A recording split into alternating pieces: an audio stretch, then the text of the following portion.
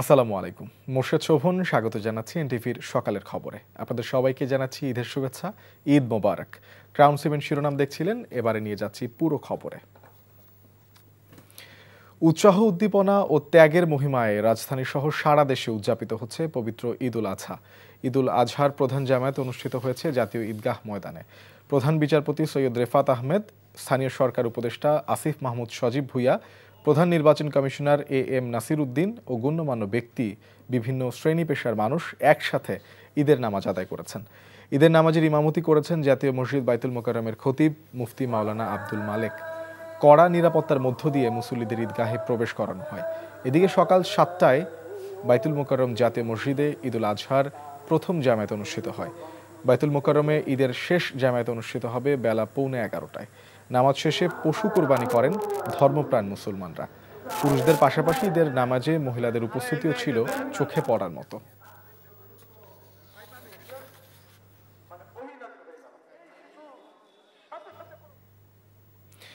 ঈদের জামায়াতের আরো খবর জানাতে রাজধানীর বিভিন্ন ঈদগাহে আমাদের সহকর্মীরা আছেন। আমরা প্রথমেই চলে যাচ্ছি মেজবাহ হাসানের কাছে। তিনি আছেন জাতীয় মসজিদ বাইতুল মোকাররমে।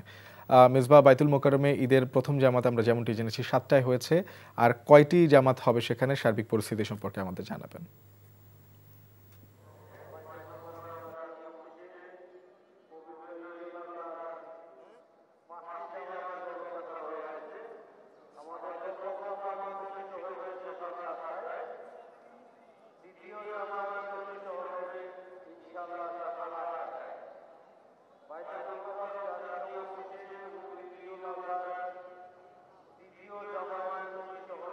হ্যাঁ,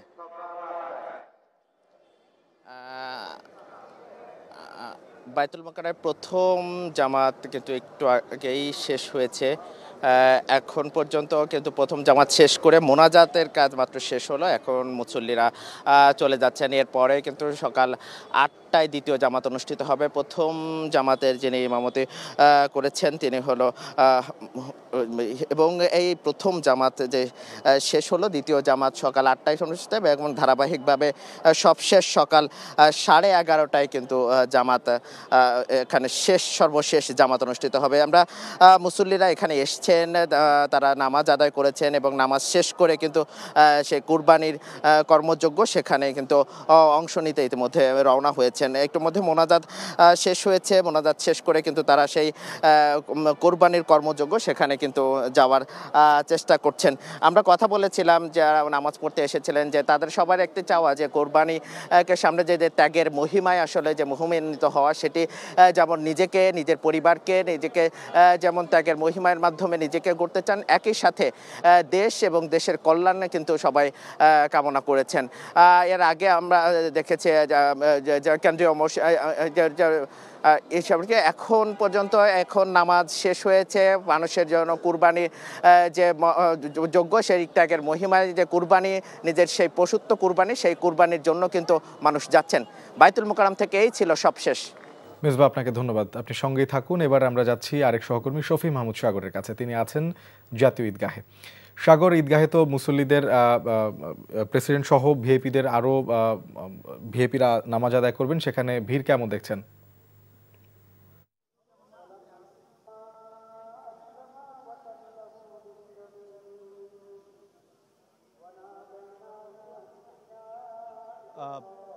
শোভন, এই মাত্র জাতীয় ঈদগাহ ময়দানে ঈদের প্রধান জামাত সেটি শুরু হয়েছে এবং আমরা দেখতে পেয়েছি যে একদম ফজরের পর থেকেই ঈদের জামাত পড়ার জন্য রাজধানীর বিভিন্ন প্রান্ত থেকে ঈদগাহ ময়দানের দিকে মানুষ আসা শুরু করেছিল।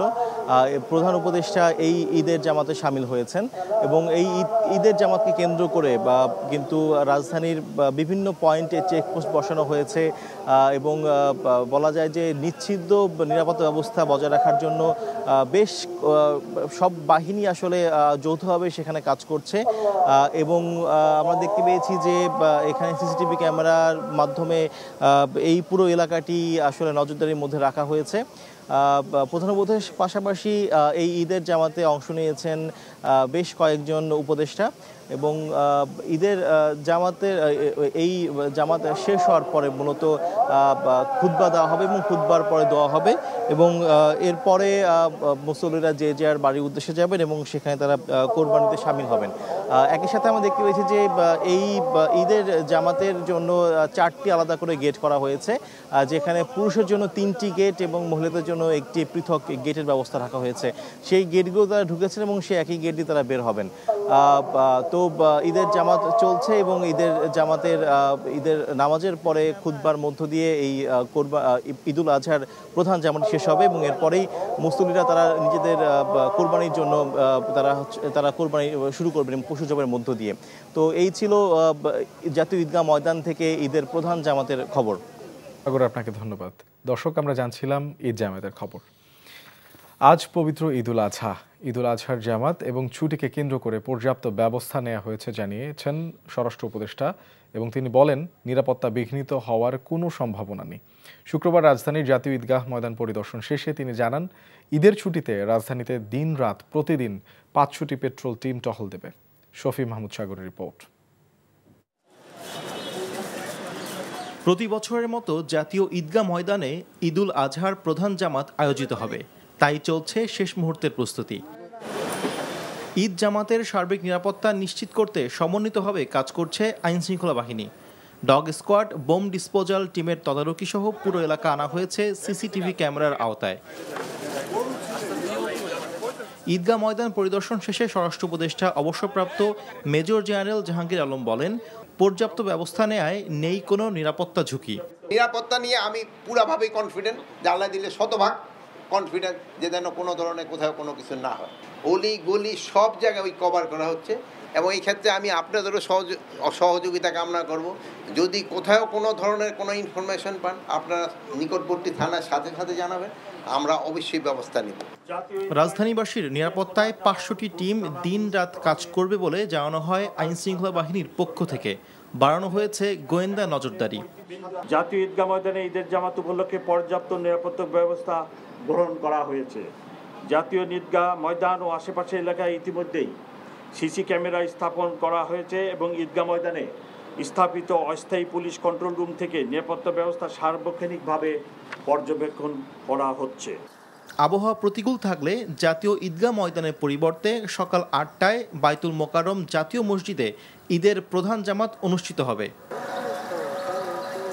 শফি মাহমুদ সাগর, এনটিভি নিউজ, ঢাকা। এবার অন্য প্রসঙ্গ। 2026 সালের এপ্রিল মাসের প্রথমার্ধে জাতীয় নির্বাচন অনুষ্ঠিত হবে বলে ঘোষণা দিলেন অন্তর্বর্তীকালীন সরকারের প্রধান উপদেষ্টা অধ্যাপক মোহাম্মদ ইউনূস। তবে নির্বাচনের চূড়ান্ত তারিখ নির্ধারণের সিদ্ধান্ত নির্বাচন কমিশন নেবে বলেও জানান তিনি। ঈদুল আজহা উপলক্ষে শুক্রবার জাতির উদ্দেশ্যে দেয়া এই ভাষণে ডক্টর ইউনূস বলেন আসছে জুলাই মাসের মধ্যে জুলাই সনদ চূড়ান্ত করার কথাও বলেন। নজরানা চৌধুরীর রিপোর্টে বিস্তারিত। শুরুতেই আপনাদের সবাইকে জানাই পবিত্র ঈদুল আজহার শুভেচ্ছা। ঈদুল আজহা উপলক্ষে শুক্রবার সন্ধ্যায় জাতির উদ্দেশ্যে ভাষণ দেন অন্তর্বর্তীকালীন সরকারের প্রধান উপদেষ্টা অধ্যাপক মোহাম্মদ ইউনূস। সন্ধ্যা 7টায় শুরু হওয়া এই ভাষণ দেশের বিভিন্ন সরকারি বেসরকারি টেলিভিশন চ্যানেল সরাসরি সম্প্রচার করে। আকুল আহ্বান জানাই। প্রায় 40 মিনিটের ভাষণে জুলাই যোদ্ধাদের কল্যাণে নেয়া সরকারের নানা উদ্যোগ, জুলাই গণহত্যার বিচার, অন্তর্বর্তী সরকারের ম্যান্ডেট, চট্টগ্রাম বন্দরকে বিদেশি পরিচালনাকারীদের হাতে ছেড়ে দেয়া, রোহিঙ্গা সমস্যা সমাধানের উদ্যোগ ও মানবিক করিডোর নিয়ে সরকারের অবস্থান ব্যাখ্যা করেন প্রধান উপদেষ্টা। কিন্তু তার পুরো ভাষণের সবকিছু ছাপিয়ে যায় জাতীয় নির্বাচনের দিনক্ষণ ঘোষণার বক্তব্যে।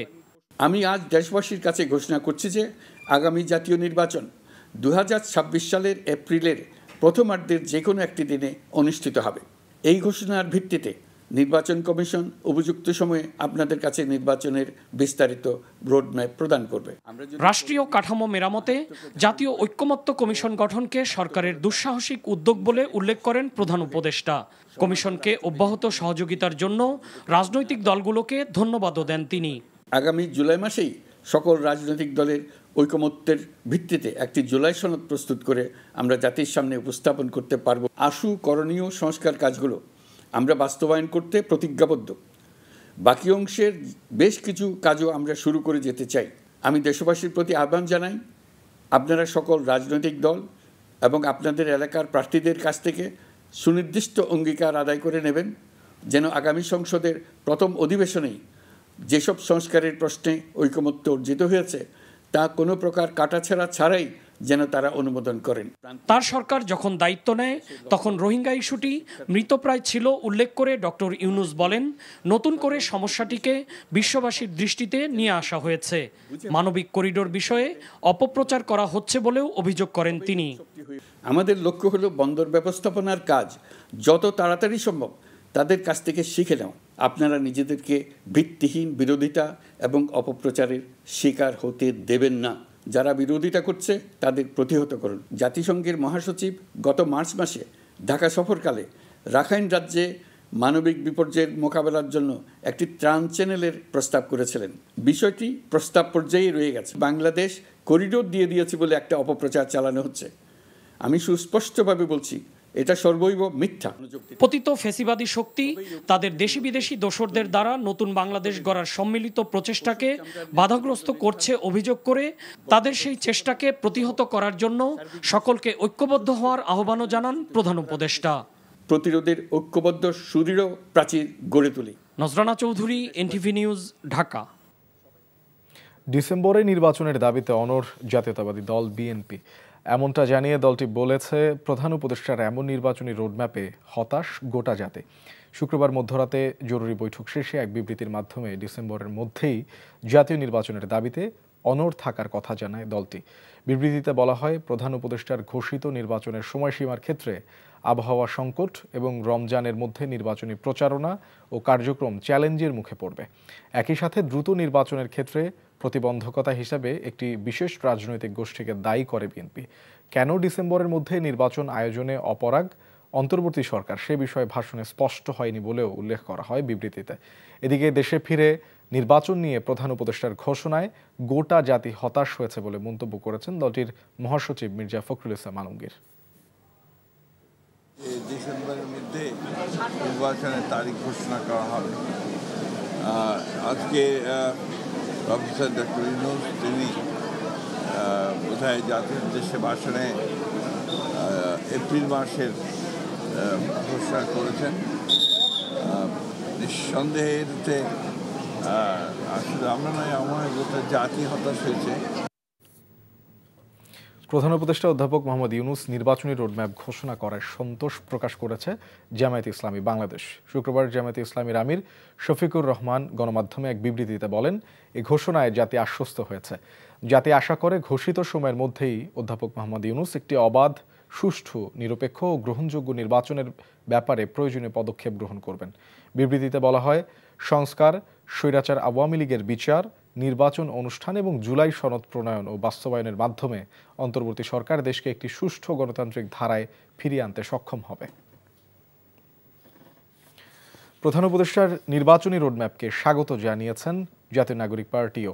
শুক্রবার তাৎক্ষণিক প্রতিক্রিয়ায় দলটির আহ্বায়ক নাহিদ ইসলাম আরও বলেন, নির্বাচন কমিশন পুনর্গঠন ছাড়া নির্বাচনে অংশ নেবে না এনসিপি। জুলাই যদি সংস্কার এবং বিচার প্রক্রিয়াটা নিশ্চিত হয় এবং তার রোডম্যাপটা তৈরি থাকে, তাহলে নির্বাচন ডিসেম্বর থেকে জুন যে কোনো সময়ের মধ্যেই হতে পারে। সেটা এপ্রিল উনি বলেছেন, সেটা এপ্রিলও হতে পারে। তো জুলাই সনদটাই আমাদের এই মুহূর্তে এখন প্রধান দাবি, যে আমরা নির্বাচন কমিশন পুনর্গঠনের কথা বলেছি, যে লেভেল প্লেইং ফিল্ডের জন্য এই নির্বাচন কমিশন দিয়ে সেটি সম্ভব না। তাহলে সেই প্রক্রিয়াগুলো যাতে দ্রুত শুরু হয়, এটা আমাদের আহ্বান থাকবে।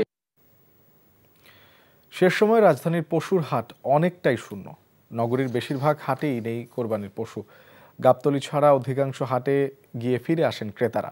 রাজধানীর শাহজাহানপুর, হাজারীবাগ, পোস্তগোলা সহ বেশ কিছু হাটে হাতে গোনা কিছু গরু থাকলেও শেষ সময়ে দাম বেশি হাঁকাচ্ছেন বিক্রেতারা। পশু না থাকায় বিপাকে পড়েন ক্রেতারা। উপায় না পেয়ে অনেকে ছাগল কিনে নেন। শুক্রবার সকাল থেকেই পশুর হাটগুলোতে গরুর সংকট ছিল, তবে দাম নিয়ে মিশ্র প্রতিক্রিয়ায় বিক্রেতা এবং ক্রেতাদের মধ্যে। কেউ বলছেন শেষ দিনে সামান্য লাভ করতে চান তারা। নগর ভবনে কোনো প্রশাসক কিংবা উপদেষ্টা বসতে পারবে না জানিয়ে বিএনপি নেতা ইশরাক হোসেন জানান, প্রয়োজনে বিপ্লবী কাউন্সিল গঠন করে চালানো হবে ঢাকা দক্ষিণ সিটি কর্পোরেশন। শুক্রবার জাতীয় ঈদগাহ ময়দান পরিদর্শনকালে একথা বলেন তিনি। আমি এখানে ঢাকা দক্ষিণ সিটি কর্পোরেশনের নির্বাচিত এবং সর্বোচ্চ আদালতের রায়ের পরে ঘোষিত মেয়র হিসেবেই এখানে এসেছি। নগর ভবনে কোনো প্রশাসক বসবে না, নগর ভবনে কোনো উপদেষ্টা বসবে না।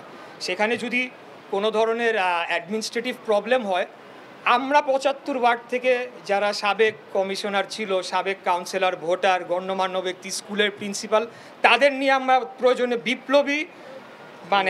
বিপ্লবী ঢাকা কাউন্সিল টাইপের কিছু করে আমরা সেখানে সাময়িকভাবে নিয়োগ দিয়ে আমরা নগর ভবন চালাবো।